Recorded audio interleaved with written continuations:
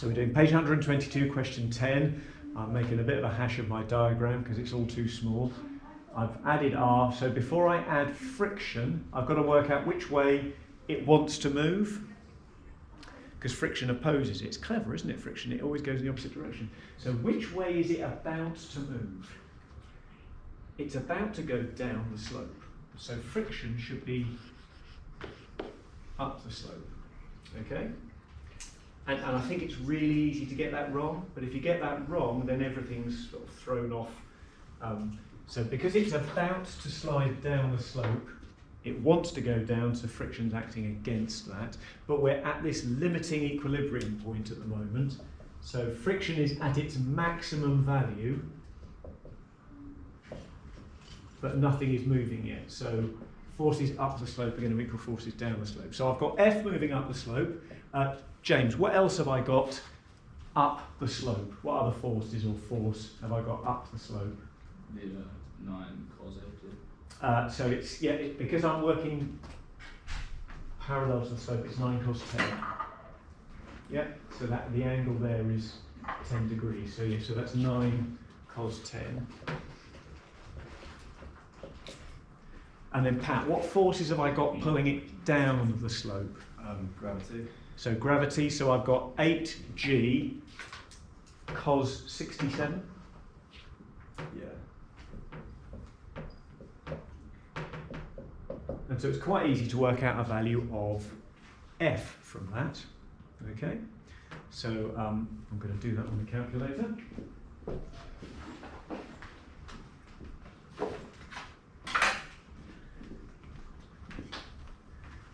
So I've got, I'm going to put this in brackets, 8 times 9.8. Don't actually need the brackets, it's just like a comfort blanket for me. So I've done 8 times 9.8 times cos 67, take away 9 times cos 10, and that gives me 21.77. Now, does it say what F, it wants what F is? It doesn't, so I'm going to use my dot notation. Let's resolve perpendicular to the slope. So Isabel, what forces have I got pushing up or pulling up? R. Just R? And the 9 and... So that 9 newtons has an effect. It's 9 cos 80. Well done. And then James M, coming down the against that, what force have I got going against that? Weight. So that's at an angle of 23, so that's...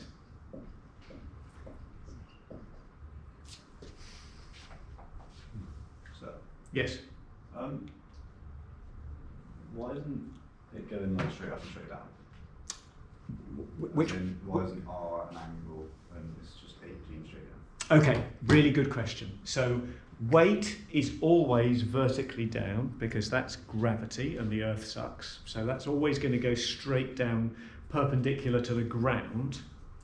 R is always perpendicular to the surface it's sitting on. So it's sitting on a slope, so it's going to be perpendicular. So it's, so you've got the reaction force is the slope pushing up. Mm-hmm. And it's hard, that's not active, is it? Yesterday when I was pushing that box, I was putting force into it. The floor is pushing up on me, but that's, it's hard to perhaps get your head around that, isn't it? But if the floor wasn't pushing up on me, I'd fall through it. So that's sort of a static force, isn't it? So that's always perpendicular to the slope. So weight is always straight down, vertically down. R always perpendicular to whatever surface it's sat on. Okay. Anyway, now I can work out R. So I'm going to make sure I've stored this value. And do you know what? I'm going to store it in the memory F. So there we go. So I've got, let's store it in, I'll just go alpha F. That's nice.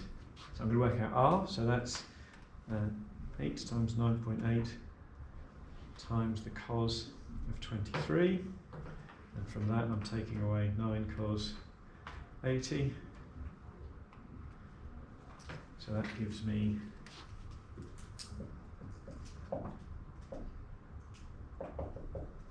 store that in memory R,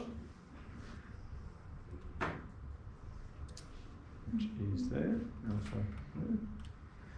Now, this is the key thing, so this is the bit that you'll see on the video. Because friction has reached its maximum value, we know that because it's about to slide. So up to the point where I'm pushing this box and it hasn't moved, friction is just reacting to my pushing. It's only reacting with a force equal to my pushing. When it starts to move, it's reached its maximum value. It can't resist me anymore. So the maximum value of friction is this. We call it the limiting value sometimes, and we're in that state here.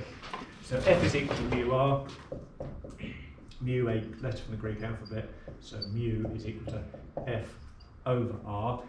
Remember, mu should be a number between 0 and 1, so I'm relieved that it's that way round, because that is going to, so I'm just going to go alpha F divided by alpha R, and I get 0.3 308 to 3 significant figures. I've just done it, got a different answer.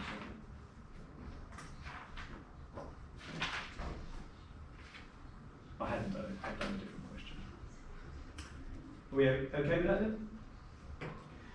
Good stuff. So do you want to have a go at 11 and 12, which is on that same page? If any of you had already got really excited and carried away and done 11 and 12, I'll find you a more tricky one too. But let's just see if we can just practice this. We didn't have any chance to practice this. We're not doing 13, if you remember, because there's a mistake in question 13.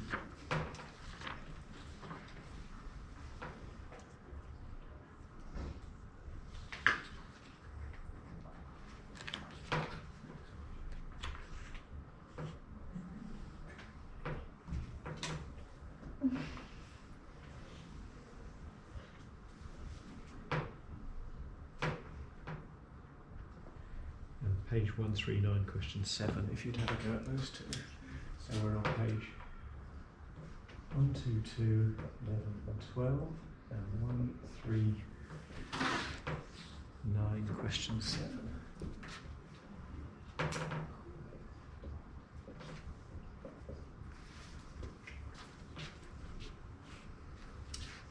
I was about to share that YouTube video with you last night, and then I had a quick look at it, and he goes through differentiation. He does like the full chain rule thing, which I think might be a bit confusing. So I probably will still share it with you, but I just warn you about that. This was I found a YouTube guy who did the whole of A-level differentiation in an hour.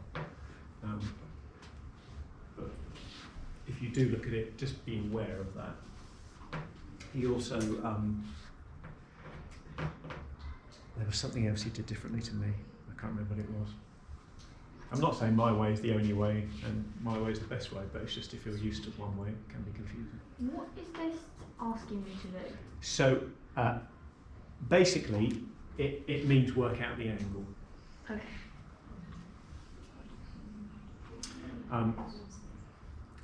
And because we don't know the angle, we're going to have to can't always use cos. So here, for example, if I know that's 23, I can work out that's 67, so I can do cos 67. Yeah. But when we don't know that angle, that's 90 minus alpha, so I could do cos of 90 minus alpha, but it's easier to use sine of alpha.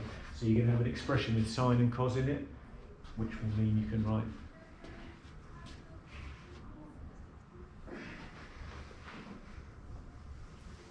and the other thing we don't know is the mass, so we're going to call that m. And there's no other force, so it wants to slide down, but it's not sliding down, so friction's going to be that way.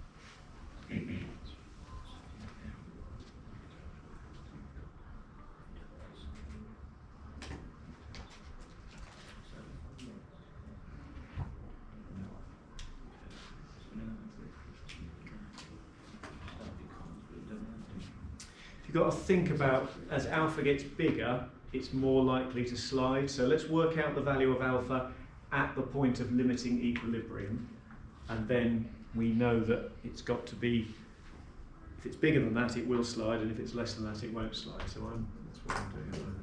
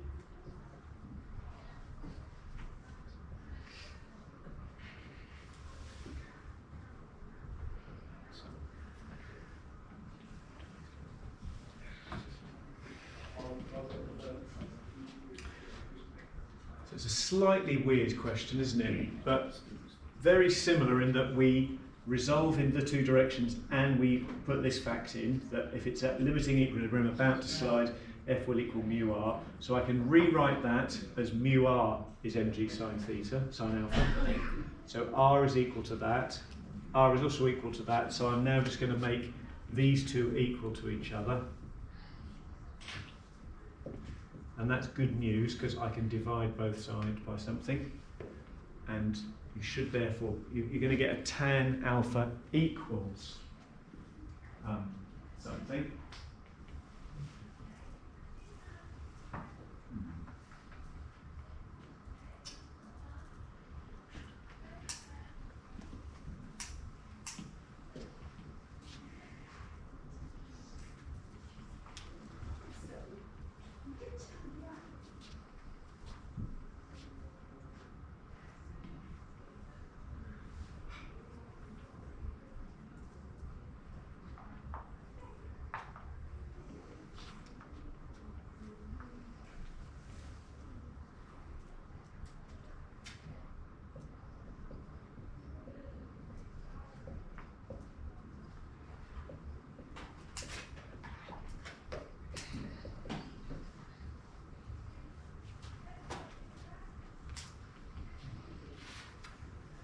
So what this means is that at limiting equilibrium, cos alpha over sine alpha over cos alpha equals mu.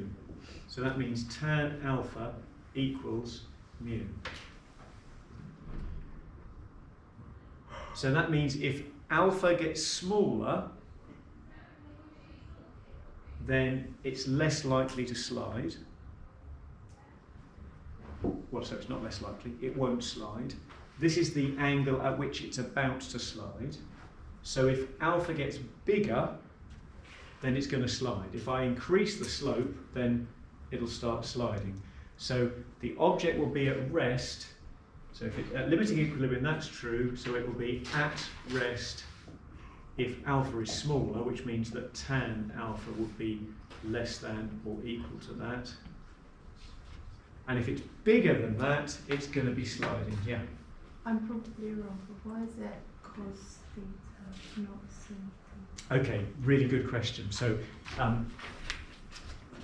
because I don't know the angle there, are you happy that that angle there is 90 minus? So it's cos of 90 minus alpha. But that's the same as the sine of alpha. Yeah. So people doing physics are used to using sine of alpha and cos of alpha, depending on whether you know the.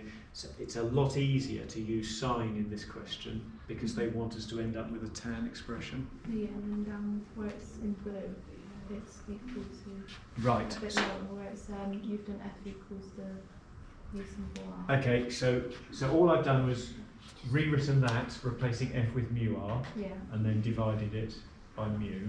Mm-hmm. And then this is just a different equation. This is from this equation.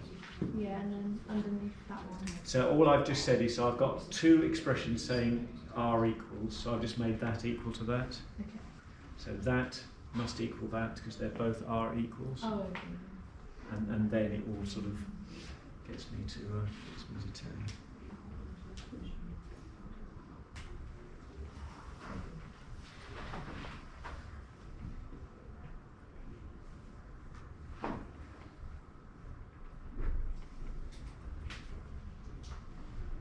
So in 12, you've got to ask yourself, which way is it about to slide? Friction will be opposed to that direction. Okay? Which way is it about to slide? Friction will be opposed to that direction.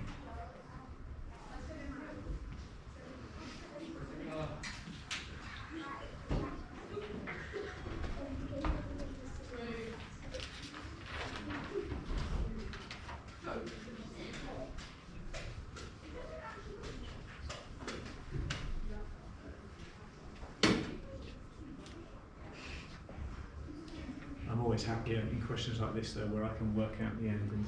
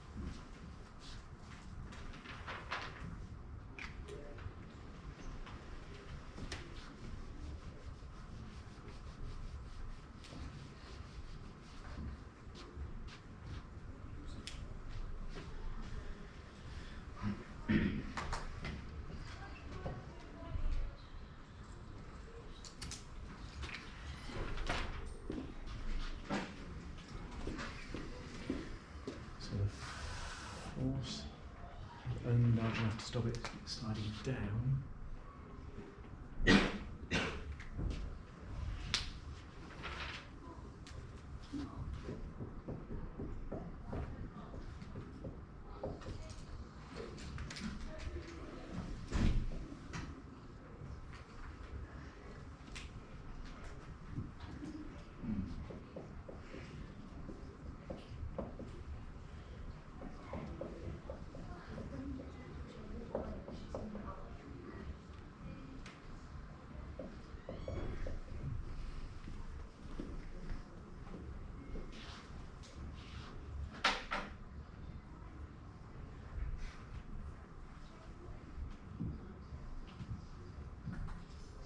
Into lesson.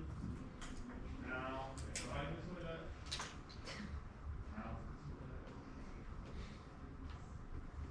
Dustin. Alicia. Out. And Sarah. You're not Sarah's clearer. Right, Alicia. Out. Clearer, something. Okay, come on, shut them.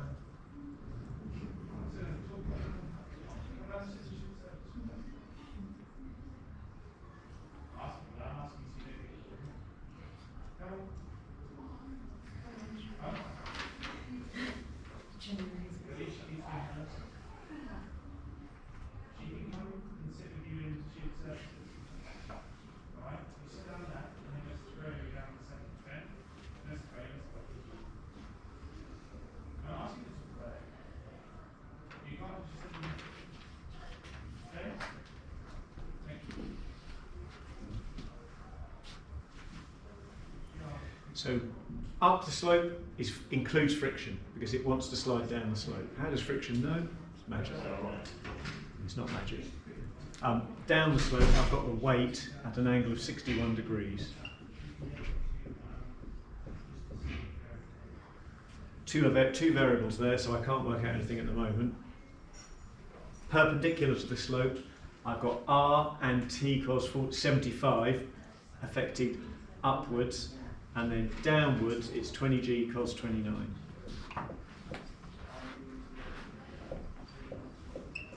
or sine 61, whichever you prefer. And now,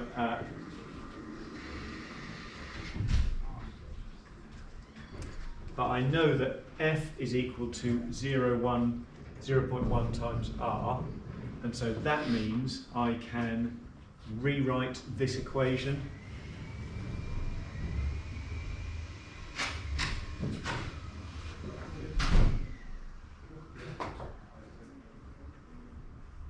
and there's a couple of ways to proceed at this point. I mean, one thing I did a moment ago was write them both as r equals and then make one equal to the other. I'm going to use a slightly different approach here. I'm going to rewrite this one as that,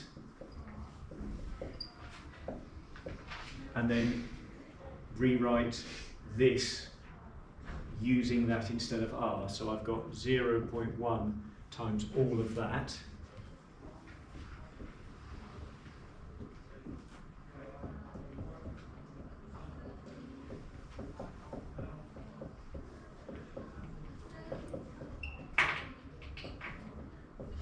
Now, you know, there's a lot of work involved there. I need to multiply this out. I need to collect everything with a t on one side, factorise, and then divide by the bracket to get what t is. So I could just give you one more minute with that. Apologise if that's too rushed, but you can always spend a bit of time finishing this one off at home. We're asked to find t, aren't we? You can check it in the back, actually.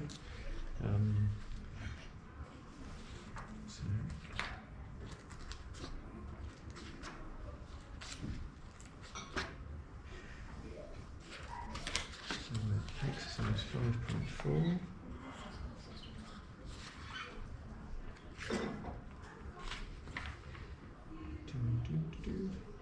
So we should get 82.8. I'll have to rub this off to carry on.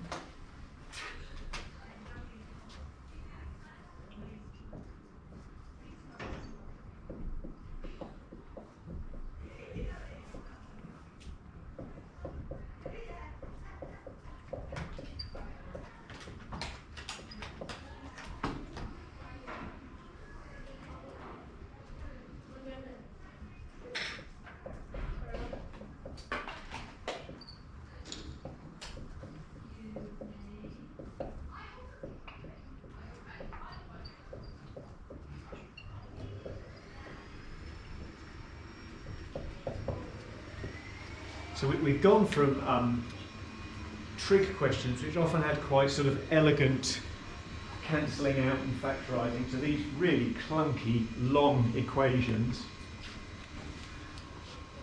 I've done a couple of steps in one go there.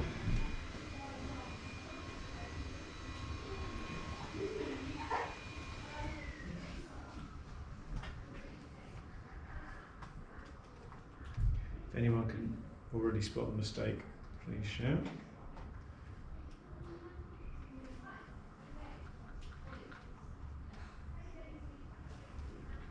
And this is not the only way you could have done it. You could have written both equations as r equals and made one equal to the other, like I did in the previous way. And there's several other ways. It's simultaneous equations, so there's nearly always different ways of doing it.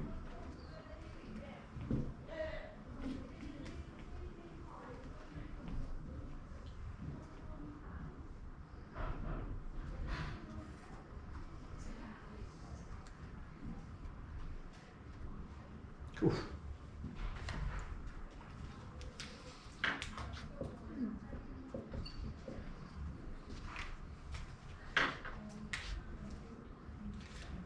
So I suppose there's the understanding the basic mechanics side of it, the resolving and the use of f equals mu r.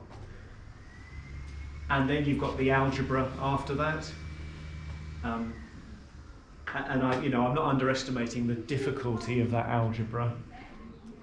But hopefully, as we carry on working through these sorts of problems, introducing something different each time, the algebra will be similar each time. So we're always doing similar sorts of things to the algebra. So forgive me for moving on at this point. but I encourage you, if you haven't finished that one, to sort of persevere with that one. And if you want any help with that one, then please come along and ask, or maybe you've already had a go at it. Right, so let's now talk about what happens when we no longer have something in equilibrium. So perhaps something is on too steep a slope, or perhaps a force is being applied such that it's no longer in equilibrium, it starts to move. Okay? So that's when that's what we now need to think about. So when we lose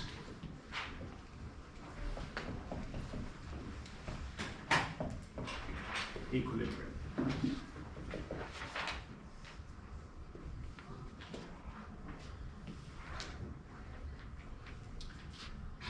So we know that when the forces are no longer balanced, we're going to get an acceleration. Okay? So we know that when the forces are no longer balanced, so when the forces are not balanced, we get acceleration, and this is Newton's second law, and we know, well, we know two things. We know that that acceleration will be constant, so we have the potential for our Suvat equations. And we also know that Newton's second law tells us that the imbalance in the force is equal to mass times that acceleration. So we've got two techniques we already know about at our disposal. We've got the additional thing that friction, if something's moving, will be stuck at its limiting value. So it can't get any bigger. It's a variable force up to the point where something starts moving, and then it's just stuck at that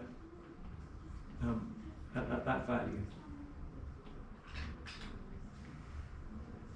And the other thing to consider is that we're not moving in every direction. Generally, movement, although we're talking about two-dimensional problems here with angles, generally the movement is only in one direction. So there's nearly always equilibrium in one of the two things that we resolve in. So that's the good news, if you like, the good news.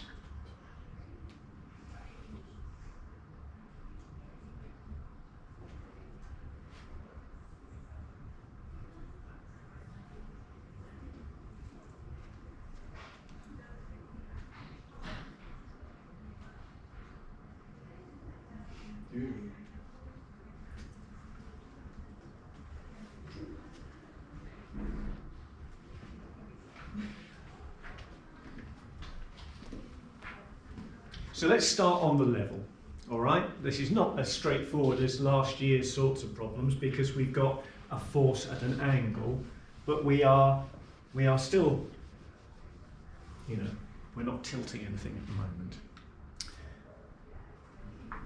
So the first thing I note is that I'm not in equilibrium, all right? There's all sorts of evidence here.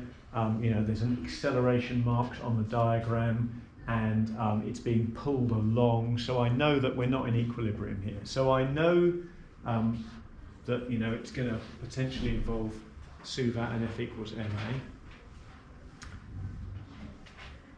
And I know that if it's being pulled in that direction, there would be friction involved unless we've got a smooth surface. So in this case, I haven't got to worry about friction at all. So let's resolve horizontally.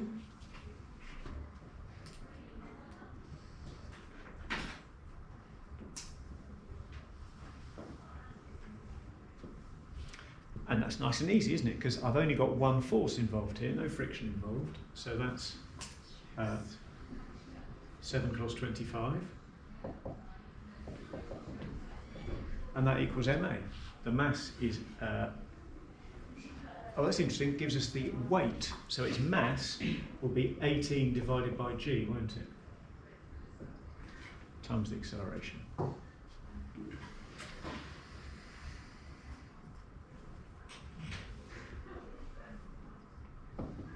So I can work out A from that question.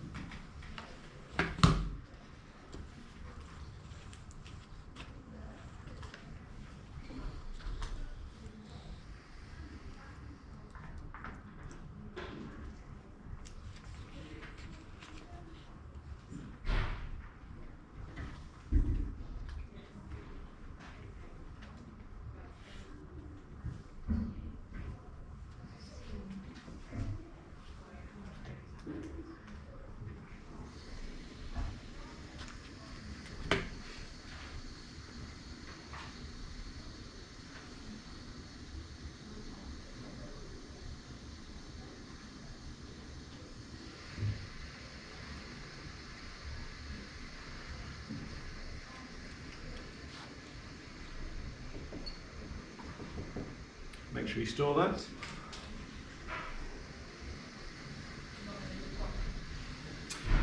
Now, whilst there is movement in the horizontal direction, in the vertical direction, no movement. So whilst in the horizontal direction we're talking about F equals ma, Newton's second law, in the vertical direction, Newton's first law. Everything is balanced. So I know force is up,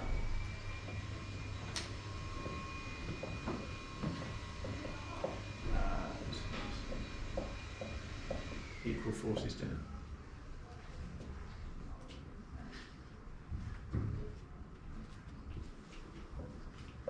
And so that allows me to work out the magnitude of R.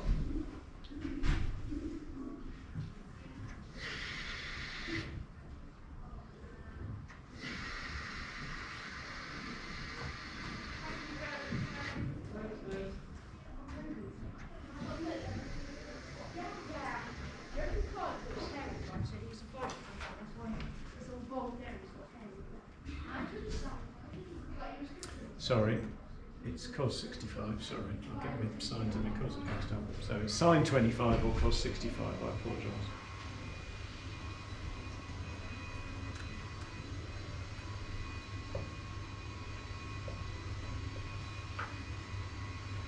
And actually we're not going to use that value again, so I'm going to round that. Now, if we look at the question, we're asked to find the speed of the particle after 3 seconds, given that it starts from rest. So this is where our suvat kicks in.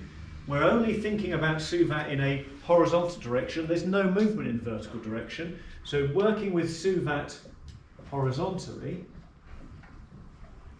well, I know the acceleration. I've got that value stored on my calculator. It starts from rest, so v is 0, and t is 3 seconds. And I want to know v. Suvat equations are in the formula book, so the formula book's here if anyone is a bit rusty. Physicists may not look in my formula books, they should know already. You've got yours. So you'll find, I mean, they're printed in a couple of places, aren't they? You'll find them in the maths section on page 8. 8.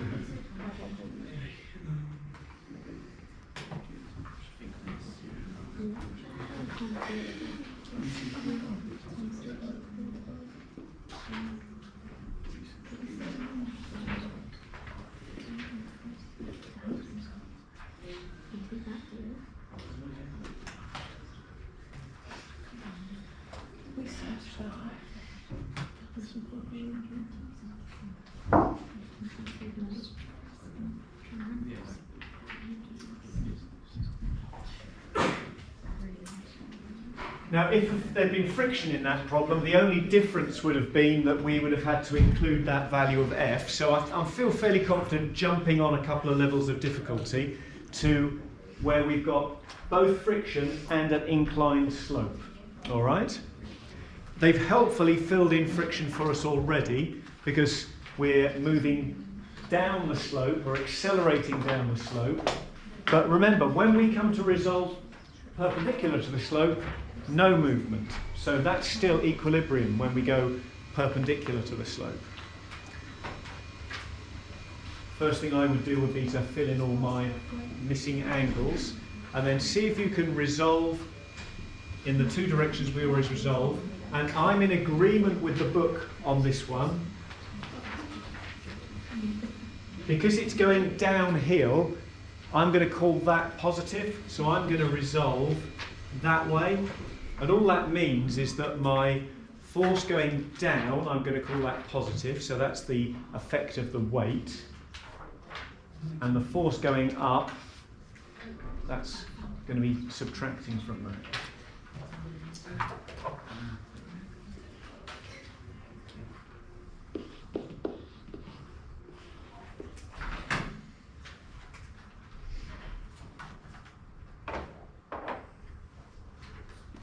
So in this direction, it's F equals ma, but when I go perpendicular, that's still in equilibrium. And don't forget that F is at its maximum value. And in this case, they want us to find mu, the coefficient of friction.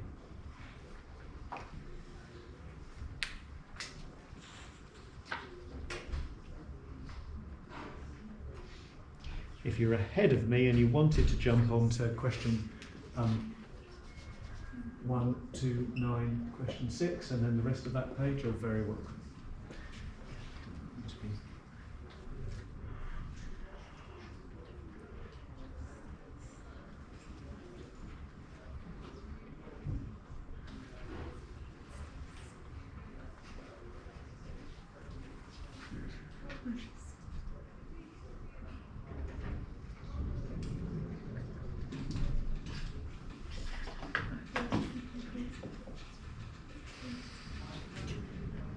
Again, they're telling me the weight, so it's not 20 kilograms, it's got a weight of 20 newtons, so its kilogram mass will be 20 divided by g.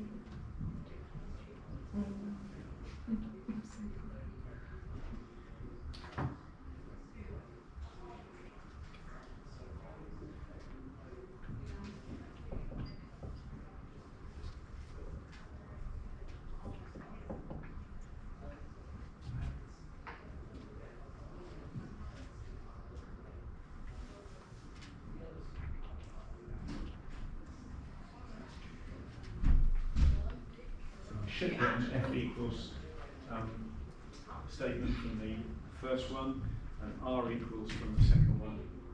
And therefore, you should be able to work out mu by combining the two.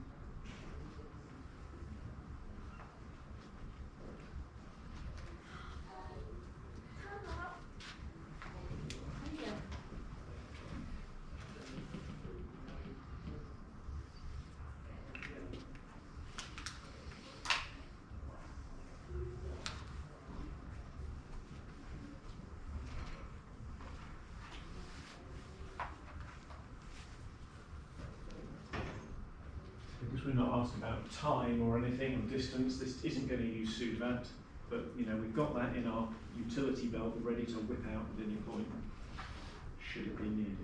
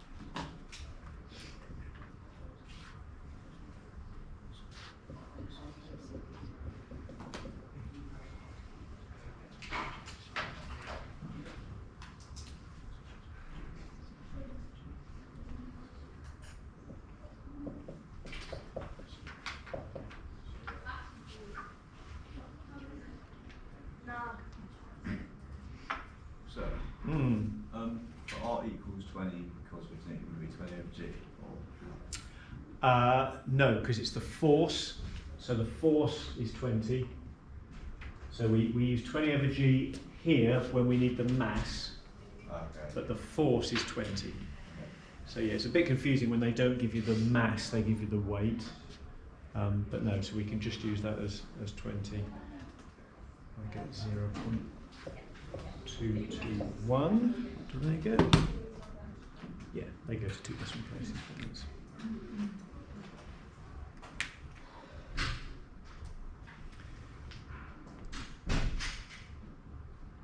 So we are dealing now with acceleration, so we've got unbalanced forces, but only in one of our two directions. Where we've got those unbalanced forces, we can use F equals ma to work out the acceleration, and then SUVATs to do calculations based on that acceleration, and that's constant acceleration, so there's no differentiation or integration to deal with, although that will come along at some point. So we'll pick up next lesson with some practice of this. I'm going to stop that at this point.